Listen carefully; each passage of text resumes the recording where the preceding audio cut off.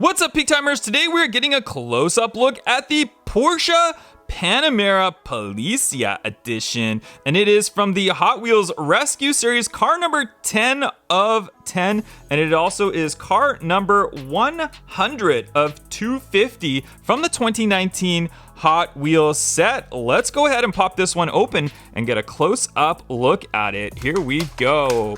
I like all these police car editions that they're released. They're released like a Lamborghini police car. Now they've got the Porsche police cars. And there we go. Great detail, great tampo work on the side of it. I love the colored lip on these wheels and tires, but I feel like these wheels could be a little bit bigger. We look at the back. Not a lot of detail as far as tampo work on the back of it. It's got the sunroof on the top. Great detail for the tampo on the headlights, so that looks good. The little Porsche logo right there, Policia. What do you guys think of the Police Edition Porsche Panamera? Let me know in the comments down below.